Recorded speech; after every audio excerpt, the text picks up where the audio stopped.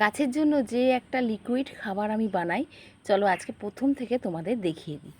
এই যে বেশ কদিন আগে বৃষ্টি হলো, সেই বৃষ্টির জল একটু জমা করেছিলাম, সেই জলের মধ্যে দিয়ে দিয়েছি সমস্ত সবজির খোসা। থোড়ের খোসা তো আছেই, থোড়ের খোসাগুলোকে একটু কুচি কুচি করে কেটে দিয়েছি। আর দিয়ে দিয়েছি একটু সর্ষের খোল, সুন্দর করে দিয়ে দিয়েছি।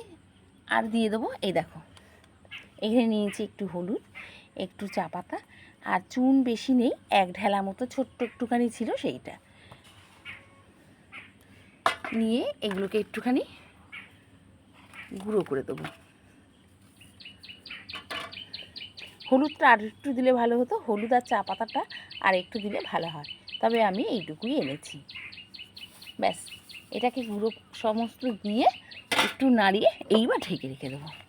মাঝে মাঝে একটু ফ্যান দিতে পারো, মাঝে মাঝে আবার সবজির খোসা দিতে পারো, আবার একটু হলুদ আর চা পাতা আর একটু এর মধ্যে দেবো, আর একটু চুন।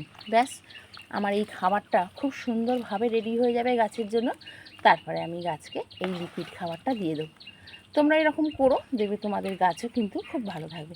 তোমাদেরকে তো দেখিয়েছি যে আমি এরকম করে যে লিকুইড খাবারটা গাছে দিয়েছি, আর এই দিয়ে আমার গাছ কিন্তু খুব ভালো আছে। এইবার ঢেকে দেবো। তাহলে বন্ধুরা, ভিডিওটা আছে এইটুকু। ভালো লাগলে লাইক দিয়ে পাশে থেকো। টাটা।